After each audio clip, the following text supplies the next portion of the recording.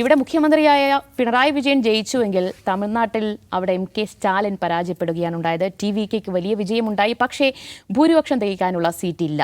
അപ്പോൾ 11 സീറ്റുകൾ കൂടി വേണം. അപ്പോൾ സർക്കാർ രൂപീകരണത്തിനുള്ള നീക്കങ്ങൾ വിജയുടെ TVK സജീവമാക്കി കഴിഞ്ഞിട്ടുണ്ട്. ചെറിയ പാർട്ടികളുടെയൊക്കെ പിന്തുണ തേടിക്കൊണ്ട് സർക്കാർ രൂപീകരിക്കാനുള്ള ശ്രമങ്ങളാണ്. ഗവർണർക്ക് കത്ത് നൽകിയിട്ടുണ്ട്. അപ്പോൾ വിശ്വാസ വോട്ടെടുപ്പ് ഉടൻ ഉണ്ടാകുമെന്നാണ് അറിയുന്നത്. കോൺഗ്രസ് ഉപാധികളോട് TVKയെ പിന്തുണയ്ക്കാമെന്ന് അറിയിച്ചിട്ടുണ്ട്. ഉപാധി എന്ന് പറയുന്നത് BJPയെയോ സഖ്യകക്ഷികളെയോ കൂട്ടുപിടിക്കാതെയുള്ള ഒരു സെക്യുലർ സർക്കാർ രൂപീകരിക്കണം എന്നതാണ് കോൺഗ്രസിന്റെ ഉപാധി. CPM-നെയും CPI-യെയും TVK സമീപിച്ചിട്ടുണ്ട്. പിന്തുണ തേടണമെന്ന് പറഞ്ഞിരിക്കുന്നു, പിന്തുണ നൽകണമെന്ന് പറഞ്ഞിട്ടുണ്ട്. ഇനി ഖാർഗെയും ഇടത് നേതാക്കളോട് പറഞ്ഞു. ദേശീയ നേതൃത്വം പറയുന്നത് അത് സംസ്ഥാന നേതൃത്വം ഇക്കാര്യത്തിൽ തീരുമാനമെടുക്കട്ടെ എന്നാണ്. അതുപോലെ മറ്റ് ചെറിയ ചില പാർട്ടികളോടും പിന്തുണ അഭ്യർത്ഥിച്ചിട്ടുണ്ട്. അപ്പോൾ വിശ്വാസ വോട്ടെടുപ്പ് തേടി ഭൂരിപക്ഷം ഉറപ്പാക്കാൻ കഴിയുമെന്ന് TVK കരുതുകയാണ്. ഇനി DMK TVK സർക്കാർ രൂപീകരിക്കട്ടെ എന്നിട്ട് നോക്കാം എന്ന നിലപാടിൽ വിട്ടുനിൽക്കാൻ, ഈ വിശ്വാസ വോട്ടെടുപ്പിൽ നിന്ന് വിട്ടുനിൽക്കാനാണ് DMK തീരുമാനിച്ചിട്ടുള്ളത്. എന്താണ് തമിഴ്നാട്ടിലെ രാഷ്ട്രീയ നീക്കങ്ങൾ എന്നാണ് നമ്മൾ നോക്കുന്നത്. ദൗസർ, ഇപ്പോൾ ഒരു പക്ഷേ TVK സർക്കാർ രൂപീകരിക്കും, വിജയ് മുഖ്യമന്ത്രി ആയേക്കും. പക്ഷേ എൻ്റെ ഒരു വല്ലാത്തൊരു ആകാംക്ഷ എന്ന് പറയുന്നത് ഇങ്ങനെ ഈ കൂട്ടുകക്ഷി ഭരണം എന്ന് പറയുമ്പോൾ അതിന് എത്രത്തോളം സ്ഥിരതയുണ്ടാകുമെന്നതാണ്. ദിവ്യ, ഈ തമിഴ്നാട്ടിലെ ഇന്നലെ ഈ ഇലക്ഷൻ റിസൾട്ട് ഉണ്ടല്ലോ, ശരിക്കും പറഞ്ഞാൽ ഇന്ത്യൻ രാഷ്ട്രീയ ചരിത്രത്തിൽ തന്നെ ഏറ്റവും ഷോക്കിംഗ് എന്ന് പറയാവുന്ന, അല്ലെങ്കിൽ അവിശ്വസനീയം എന്ന് പറയാവുന്ന ഒരു റിസൾട്ടാണ്. അപ്രതീക്ഷിതമായിരുന്നു. പക്ഷേ അത്രയധികം ജനക്കൂട്ടം ഉണ്ടായിരുന്നില്ലേ വിജയ്ക്ക്? ഇതിലും വലിയ ജനക്കൂട്ടം വന്ന റാലികളൊക്കെ പലയിടത്തും ഉണ്ടായിട്ടുണ്ടല്ലോ. പക്ഷെ അത് വോട്ടായിട്ട് മാറുക, അതിൽ ഒരു ഇലക്ട്രൽ സക്സസ് ആയി മാറുക, അത് ഈ നിലക്കുള്ള ഒരു പാർട്ടി അതിൻ്റെ ആദ്യ തെരഞ്ഞെടുപ്പിൽ തന്നെ, ഫസ്റ്റ് തെരഞ്ഞെടുപ്പിൽ തന്നെ ഈ 108 സീറ്റുകളിൽ വിജയിക്കുക, ഇങ്ങനെ ഒരുപാട് സംഗതികളുണ്ട് ഇതിനകത്ത്. നമ്മൾ സൂക്ഷ്മമായി അതിലേക്ക് പഠിക്കാനിറങ്ങിയാൽ, ഇപ്പോൾ ഒരു ഉദാഹരണം പറഞ്ഞാൽ, ഞാനിപ്പോൾ ഇന്നത്തെ ഇന്ത്യൻ രാഷ്ട്രീയത്തിൽ ഞാൻ ഏറ്റവും അധികം സൂക്ഷ്മമായി ഫോളോ ചെയ്യുന്ന, ഒരുപക്ഷെ ഏറ്റവും അധികം ലിസൺ ചെയ്യുന്ന എന്നുള്ളതിനൊക്കെ അപ്പുറം ചിലപ്പോൾ ആദരിക്കുന്നതെന്ന് പറയാവുന്ന ഒരു പൊളിറ്റീഷ്യനാണ് അവിടുത്തെ ധനകാര്യമന്ത്രിയായിരുന്ന പി ത്യാഗരാജ്. അദ്ദേഹം എവിടെ പ്രസംഗിച്ചാലും ഞാനത് കേൾക്കും. ഏത് ഇൻ്റർവ്യൂ, മൻമോഹൻ സിംഗിന് ശേഷം ഇന്ത്യൻ രാഷ്ട്രീയത്തിൽ ഒരു ധിഷണാശാലിയായ രാഷ്ട്രീയക്കാരൻ എന്ന് ഞാൻ വിചാരിക്കുന്ന ഒരാളാണ്. നല്ല സ്കോളറാണ്, എക്കണോമിക്സിൽ നല്ല ശേഷിയുണ്ട്. അദ്ദേഹം ഫിനാൻസ് മിനിസ്റ്ററായിക്ക് ഗംഭീര പെർഫോമൻസ് ആയിരുന്നു. നോക്കണം, ഇന്ത്യയിൽ ഇന്ന് ഇന്ത്യയിൽ എക്കണോമിക് ഗ്രോത്തിൽ 1ാം സ്ഥാനത്ത് നിൽക്കുന്ന സംസ്ഥാനം കൂടെയാണ് തമിഴ്നാട്. അതുകൂടെ നമ്മൾ മനസ്സിലാക്കണം. ആ സർക്കാരിന് നേതൃത്വം കൊടുത്ത ആളാണ് സ്റ്റാലിൻ. അപ്പോൾ ഈ PTR മധുരൈ സെൻട്രലാണ് മത്സരിച്ചത്. അദ്ദേഹം അവിടെ തോറ്റു. 14,000 വോട്ടിനാണ് തോറ്റത്. അദ്ദേഹം തോപ്പിച്ചാരാ അറിയോ? ബദറുദ്ദീൻ എന്ന് പറഞ്ഞിട്ട് ഒരു ഇറച്ചിക്കട നടത്തുന്ന ആളാണ്. ആ മനുഷ്യൻ ആദ്യമായിട്ടാണ് മത്സരിക്കുന്നത്. TVKയുടെ ബദറുദ്ദീൻ എന്ന് പറഞ്ഞിട്ട് ഇറച്ചിക്കട നടത്തുന്ന തൊപ്പിയൊക്കെ ഇട്ടിട്ടുള്ള ഒരു മനുഷ്യൻ. മധുരയെക്കുറിച്ച് നമുക്കറിയാലോ, അതൊരു ടെമ്പിൾ സിറ്റിയാണ്, ഭയങ്കര ഡിവോട്ടീസും ഒക്കെയുള്ള. അത് മാത്രമല്ല, വേറെ കാര്യം ശ്രദ്ധിക്കണം. മധുര കേന്ദ്രീകരിച്ച് ഒരു അങ്ങേറ്റം സെൻസിറ്റീവായുള്ളൊരു വിഷയം BJP ഉയർത്തിക്കൊണ്ടുവന്നിട്ടായിരുന്നു. തിരുപ്രംകുണ്ട്രം ദീപസ്തംഭം. തിരുപ്രംകുണ്ട്രം ക്ഷേത്രത്തിൽ ദീപാരാധന നടത്താനുള്ള അവകാശവുമായി ബന്ധപ്പെട്ട് ഒരു ഡിസ്പ്യൂട്ട്. അതിനെക്കുറിച്ച് അവർ തന്നെ പറഞ്ഞ ദയോധ്യ ഓഫ് ദ സൗത്ത് എന്നാണ്. അങ്ങനെ അത് മധുരയും അത് നിൽക്കുകയല്ല, മൊത്തം തമിഴ്നാട് തന്നെ ഇളക്കി മറിച്ച് ഈ തെരഞ്ഞെടുപ്പിൽ അത് വെച്ച് നമ്മൾ തെരഞ്ഞെടുപ്പ് നേട്ടം ഉണ്ടാക്കുമെന്ന് BJP പറഞ്ഞുകൊണ്ടിരുന്ന നരേന്ദ്രമോദി എവിടെയാണ് ആദ്യം തമിഴ്നാട് തെരഞ്ഞെടുപ്പ് നരേന്ദ്രമോദി എവിടെയാണ് വന്നതെന്നറിയോ? മധുരയിലാണ് വന്നത്. അദ്ദേഹം അവിടെ റാലിയിൽ പ്രസംഗിച്ചതിന് ശേഷം എവിടെ പോയെന്നറിയോ? ഈ തിരുപ്പുറംകുണ്ട്രം ക്ഷേത്രം എന്നപ്പെട്ടൊരു വിഷയത്തിൽ മരണപ്പെട്ട ഒരാളുടെ വീട് സന്ദർശിക്കുകയാണ് ചെയ്തത്. ആ നിലയ്ക്ക് മോഡി വരെ എൻകറേജ് ചെയ്യാൻ ശ്രമിച്ച തിരുപ്പുറംകുണ്ട്രം ക്ഷേത്രം വിഷയം നിൽക്കുന്ന മധുരയിൽ, മധുരൈ സെൻട്രൽ മണ്ഡലത്തിൽ, മധുരൈ സെൻട്രൽ എന്ന് ശേഖരം മനസ്സിലാക്കണം, ഉപരിവർഗവും മധ്യവർഗവും വലിയ തോതിലുള്ള ഒരു മണ്ഡലമാണ്. അവിടെയാണ് അവർക്ക് ഫിറ്റായ കാൻഡിഡേറ്റാണ് PTR അമേരിക്കൻ എഡ്യൂക്കേറ്റഡാണ്. അമേരിക്കയിലൊരു ബാങ്കിൽ, ഇൻവെസ്റ്റ്മെൻറ്റ് ബാങ്കിൽ ദീർഘകാല ഉദ്യോഗസ്ഥനായിരുന്നു. ഇവിടെ വന്ന് അടിപൊളി ഇംഗ്ലീഷിൽ സംസാരിക്കുന്ന ആളാണ്. ആ കോൺസ്റ്റിറ്റ്യുവൻസിയിലാണ് മഹാഭൂരിപക്ഷം ഹിന്ദു ഡിവോട്ടീസ് ആയിട്ടുള്ള upper class, upper middle class, elite class കഴിയുന്ന ആ മണ്ഡലത്തിലാണ് ആദ്യമായിട്ട് മത്സരിക്കുന്ന തൊപ്പിയിട്ട ബദറുദ്ദീൻ എന്ന പേരായ ഒരു ഇറച്ചിക്കട നടത്തുന്ന ഒരു ചങ്ങായി വന്ന് മത്സരിച്ചിട്ട് 14,000 വോട്ടിൻ്റെ ഭൂരിപക്ഷത്തിന് ജയിക്കുകയാണ്. ഇതേ മധുരയിൽ തിരുപ്പുറംകുണ്ട്രം ക്ഷേത്രം നിൽക്കുന്ന സ്ഥലം അത് വേറെ മണ്ഡലമാണ്, തിരുപ്പുറംകുണ്ട്രം മണ്ഡലം തന്നെയാണ് അവിടെ പറയുന്നത്. അവിടെയും വിജയിച്ചിരിക്കുന്നത് TVKയുടെ സ്ഥാനാർത്ഥിയാണ്. അവിടെ BJPയുടെ സ്ഥാനാർത്ഥി 4ാം സ്ഥാനത്താണ്. ഇത് വെച്ചിട്ട് മൊത്തം തമിഴ്നാട് ഇളക്കാനാണ് ഇവർ തീരുമാനിച്ചത്. പക്ഷെ അവിടെ BJPയുടെ സ്ഥാനാർത്ഥി 4-ാം സ്ഥാനത്താണ്. എന്ന് പറഞ്ഞാൽ വിസ്മയകരമായുള്ള ഒരുപാട് നമ്മൾ സൂക്ഷ്മമായിട്ട് ഒരു സീറ്റല്ലേ ബി ജെ പി കിട്ടുക? ഒരു സീറ്റ് കിട്ടിയില്ല, ഒരൊറ്റ സീറ്റ് ഊട്ടിയിൽ ഉദകമണ്ഡലം. വിസ്മയകരമായുള്ള ഒരുപാട് കഥ. നമ്മുടെ ഈ വിജയിൻ്റെ ഡ്രൈവറുടെ മകൻ ശബരിനാഥ്, മണ്ഡലത്തിൻ്റെ പേര് ഞാൻ മറന്നു, അങ്ങനെ സ്ഥാനാർത്ഥിയാണ്. ഈ തെരഞ്ഞെടുപ്പ് ക്യാമ്പയിൻ ഏറ്റവും അധികം ഉപയോഗിക്കപ്പെട്ട വീഡിയോ ഏതാണെന്നറിയോ? ഇവരുടെ സമ്മേളനത്തിൽ വിജയ് സ്ഥാനാർത്ഥികളെ പ്രഖ്യാപിക്കുകയാണ്. അതിൽ ഇവൻ്റെ ശബരിനാഥിൻ്റെ പേര് പ്രഖ്യാപിക്കുന്നു. ഡ്രൈവറുടെ മകൻ്റെ ശബരിനാഥിൻ്റെ പേര് പ്രഖ്യാപിക്കുമ്പോൾ ഈ ഡ്രൈവർ കരഞ്ഞു, ഭയങ്കര ബ്രേക്ക് ഡൗൺ ചെയ്യുന്നു. അതിൻ്റെ ക്ലോസപ്പ് ദൃശ്യങ്ങളുണ്ട്. വിജയ് വന്നിട്ട് ഇവനെ കെട്ടിപ്പിടിക്കുന്നു, കണ്ണുനീര് തുടച്ചു കൊടുക്കുന്നു. ഇത് ഈ ഇലക്ഷനിൽ വ്യാപകമായി ഉപയോഗിക്കപ്പെട്ട റീലാണ് ഇലക്ഷൻ ക്യാമ്പയിന് വേണ്ടിയിട്ട്. ഇങ്ങനെ വിരുഗംബക്കത്ത് ഒരു വോട്ടിന്, അവിടുത്തെ ഒരു മന്ത്രി ഒരു വോട്ടിന് തോറ്റിട്ടുണ്ട്. തോൽപ്പിച്ച് TVKയുടെ സ്ഥാനാർത്ഥി അവർ സാധാരണ കർഷകനാണ്. അങ്കണവാടി ടീച്ചർമാരുണ്ട്, ഓട്ടോ ഡ്രൈവർമാരുണ്ട്. ശരിക്ക് ആം ആദ്മി എന്ന് പറയുന്ന ആ സംഭവം ഉണ്ടല്ലോ, അവരെ പിടിച്ച് ഇവർക്കൊക്കെ ഉള്ള എന്താണെന്ന് വെച്ചാൽ ഇവരൊക്കെ ഈ റസിഡൻ്റ് മണ്ഡലത്തിൽ നേരത്തെ ഉണ്ടായിരുന്നുള്ള മാത്രമാണ്. പിന്നെ ബ്ലഡ് ഡോണർ, പ്രധാനപ്പെട്ട ബ്ലഡ് ഡോണറായിട്ട് ഒരു ബ്ലഡ് ഡോണർ ആക്ടിവിസ്റ്റ്, അവനൊരു മന്ത്രിയെ തോൽപ്പിച്ചിട്ടുണ്ട്. ഇങ്ങനെ അപ്രതീക്ഷിത ഈ തമിഴ് സിനിമകളിൽ സംഭവിക്കുന്ന മാതിരി. വിജയുടെ ഒട്ടുമിക്ക സിനിമ അങ്ങനെയാണ്, മൊത്തം വിജയ് സിനിമയുടെ പാറ്റേണിലാണ് സ്ഥാനാർത്ഥി നിർണയം. അവരൊക്കെ ഗംഭീര ഭൂരിപക്ഷത്തിൽ വിജയിക്കുന്നു, ജയൻ കില്ലേഴ്സായിട്ട് മാറുന്നു. ഇത് അവിശ്വസനീയമാണ്. എനിക്ക് ഏറ്റവും അതിൽ അവിശ്വസനീയമായി തോന്നുന്നത് ഈ PTR തോൽവിയാണ്. കാരണം PTR മധുരൈ പോലുള്ള ഒരു ഏർബനൈസ്ഡ് അപ്പർ മിഡിൽ ക്ലാസ് ആളുകൾ ഉള്ള ഒരു മണ്ഡലത്തിൽ ഇദ്ദേഹത്തെ പോലെ ഹൈലി എഡ്യൂക്കേറ്റഡ് ആയിട്ടുള്ള ഹൈലി പെർഫോമിംഗ് ആയിട്ടുള്ള ഒരു മിനിസ്റ്റർ, ദീർഘകാലം മിനിസ്റ്ററായിരുന്നൊരു മനുഷ്യൻ ഒരു ഇറച്ചി കച്ചവടക്കാരനോട് തോൽക്കുക എന്ന് പറഞ്ഞാൽ അവിശ്വസനീയമാണ്.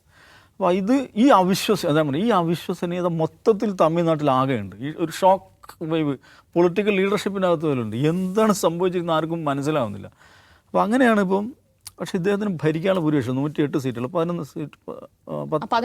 സീറ്റ് കൂടെ വേണം. അപ്പോൾ കോൺഗ്രസ് കൊടുക്കാമെന്ന് പറഞ്ഞു. കോൺഗ്രസ്, അത് ഞാൻ കഴിഞ്ഞ അവിടെ പറഞ്ഞു, കോൺഗ്രസിൻ്റെ അവിടുത്തെ പ്രാദേശിക PCC ലീഡർഷിപ്പ് നേരത്തെ തന്നെ TVKയുടെ കൂടെ കൂടണമെന്നായിരുന്നു. കാരണം സ്റ്റാലിൻ എന്ത് ഡയലോഗ് അടിച്ചാലും നമ്മൾ സർക്കാർ കയറ്റുന്നില്ല, കൂട്ടണി അരശേ ഉള്ളൂ, കൂട്ടണി സർക്കാരില്ല എന്നുള്ള പ്രശ്നമുണ്ട്. പക്ഷേ രാഹുൽ ഗാന്ധിയാണ് വേണ്ട എന്ന് പറഞ്ഞത്. അത് ശരിയല്ല എന്ന് പറഞ്ഞു. 20 വർഷത്തെ ബന്ധമാണ്, നാഷണൽ ഇതുണ്ട്. പിന്നെ TVK ഇങ്ങനെയൊന്നും പെർഫോം ചെയ്ത് വിചാരിക്കുന്നില്ല. പക്ഷെ ഇപ്പം അവർക്ക് അനുവാദം കൊടുത്തു. അവിടുത്തെ PCC നേതൃത്വം ശക്തമായിട്ട് അങ്ങനെ പോകണം. പക്ഷേ 5 സീറ്റേ ഉള്ളൂ. 5 സീറ്റ്. ഇതുകൊണ്ട് എന്ത് ചെയ്യുന്നുള്ള പ്രശ്നം, 5 സീറ്റ് 11 ആവുന്നുള്ളൂ അല്ലേ? 108 5 13 ആവും, 8 5 13 ആവുന്നുള്ളൂ. അപ്പോൾ VCKക്ക് 2 സീറ്റുണ്ട്, CPIക്ക് 2 സീറ്റുണ്ട്, CPMന് 2 സീറ്റുണ്ട്. അപ്പോൾ 6 5 11. അത് ഓക്കെ, ടാലിയാവും. അപ്പോൾ കോൺഗ്രസ് വെച്ചിരിക്കുന്ന ഡിമാൻഡ് എന്താണ്? തരാം, പക്ഷേ എന്ത് ചെയ്യണം? വർഗീയ ശക്തികളുടെ കൂടെ കൂടിയവരോ കൂടെ ഉണ്ടാകാൻ പാടില്ല എന്ന് പറഞ്ഞാൽ അതിൻ്റെ മലയാളം എന്ന് വെച്ചാൽ ADMKയും പാടില്ല, PMKയും പാടില്ല. PMKക്ക് 5 സീറ്റ്, പട്ടാളി മക്കൾ കക്ഷിക്ക് 5 4 സീറ്റുണ്ട്, 4 പട്ടാളി മക്കൾ കക്ഷി 4 സീറ്റുണ്ട്. അപ്പോൾ അവരെ കൂട്ടാൻ പറ്റില്ലെന്നാണ് അതിൻ്റെ മലയാളം. അപ്പോൾ എനിക്ക് തോന്നുന്നത് ഇന്നിപ്പം ഗവർണറെ നമ്മൾ വരുമ്പം ഇതിൻ്റെ കുറച്ച് മുമ്പ് ഗവർണറെ പോയി കണ്ടിട്ടുണ്ട്. ഗവർണറെ പോയി കാണുമ്പോൾ കോൺഗ്രസ് നേതാക്കന്മാരും കൂടെയുണ്ട്. അപ്പോൾ അവരും സർക്കാരിൽ ചേരുമായിരിക്കും. കാരണം കോൺഗ്രസ് അവിടെ സർക്കാരിൽ ഇല്ലല്ലോ ഇത്രയും കാലമായിട്ട്. അവർക്ക് വളരെ രാഷ്ട്രീയമായി വലിയൊരു മുന്നേറ്റമായിട്ട് കാണും. 2 മന്ത്രിസ്ഥാനമൊക്കെ ചോദിച്ചു. അതെ, എന്തും കൊടുക്കാൻ പറ്റുക വെച്ചാൽ അവർ ആ ഒരു ലെവലിലാണല്ലോ ഉള്ളത്. കാരണം അവർ കിങ് മേക്കറായി മാറിയിരിക്കുകയാണ്. CPIയും CPMും VCKയും കൂടെ പിന്തുണക്കുകയാണ്, പുറത്തുനിന്ന് പിന്തുണക്കുകയാണ്. അതിനുള്ള സാധ്യതയാണ് തമിഴ് മാധ്യമങ്ങൾ കാണുന്നത്. DMK എതിർത്ത് വോട്ട് ചെയ്യുന്നില്ല എന്ന് പറഞ്ഞു, വിട്ടു നിൽക്കും എന്നാണ് പറയുന്നത്. അപ്പോൾ അതുകൊണ്ട് സർക്കാർ രൂപീകരണം നടക്കുമെന്ന് നാളെയാണ് സത്യപ്രതിജ്ഞ വെച്ചിരിക്കുന്നത്. സർക്കാർ രൂപീകരണവും ഈ കോൺഫിഡൻസ് മോഷനും എല്ലാം മുന്നോട്ട് പോകുന്നതെന്ന് നമുക്ക് വിചാരിക്കാം.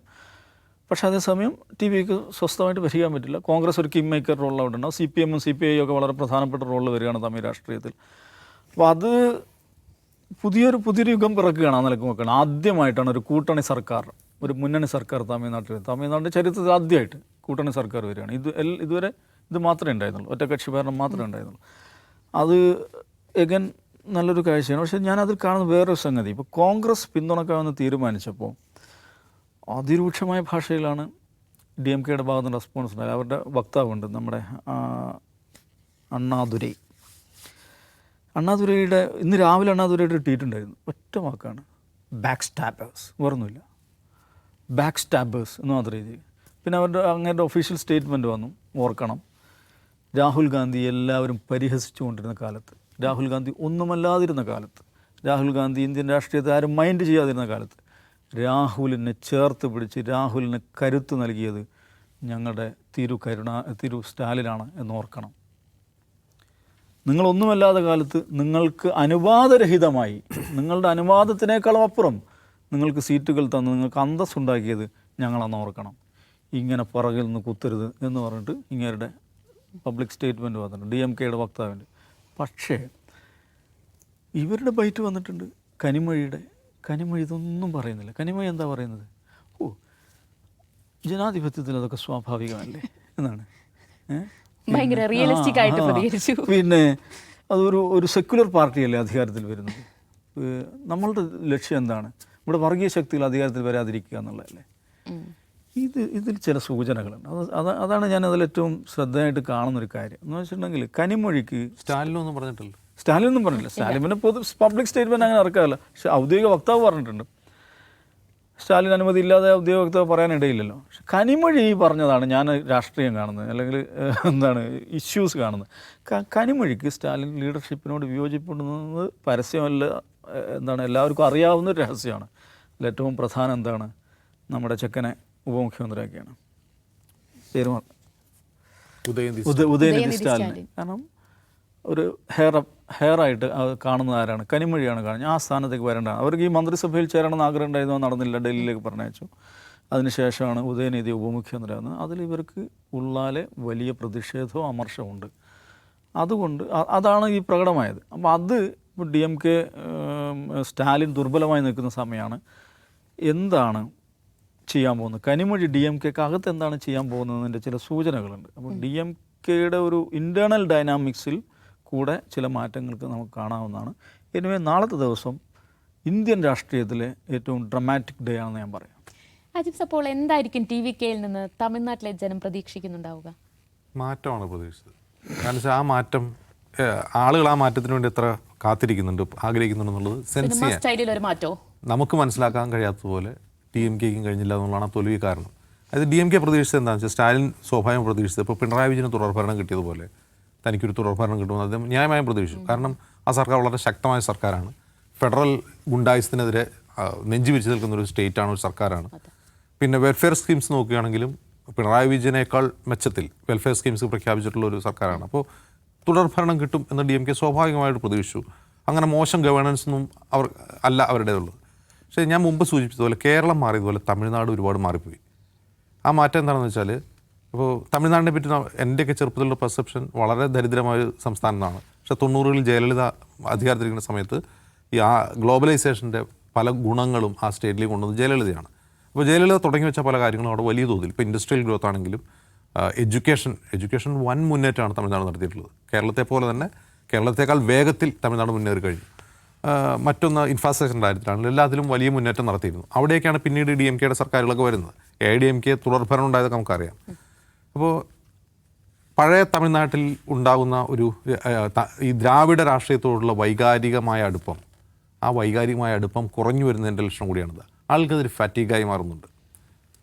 ഏതു നേരവും മോദിക്കെതിരെ ചീത്ത വിളിക്കുക, അവർ നമ്മളെ കൊല്ലാൻ വരുന്നതെന്ന് പറയുക, അങ്ങനെ ഒരുതരം മുദ്രാവാക്യ സ്റ്റൈലിൽ ഒരു സ്ട്രീറ്റ് പൊളിറ്റിക്സിൻ്റെ ഭാഷയിൽ കേന്ദ്രത്തിനെ ചീത്ത വിളിച്ചുകൊണ്ട് ആളുകൾ ഒരുമിപ്പിക്കാം, ആ ദ്രാവിഡ രാഷ്ട്രീയത്തിൻ്റെ കുടിക്കൂറയിൽ ഒരുമിപ്പിക്കാം എന്നുള്ള ആ പ്രതീക്ഷയ്ക്കാണ് മങ്ങലേൽക്കുന്നത്. ജനങ്ങൾക്ക് അതല്ല ആവശ്യം.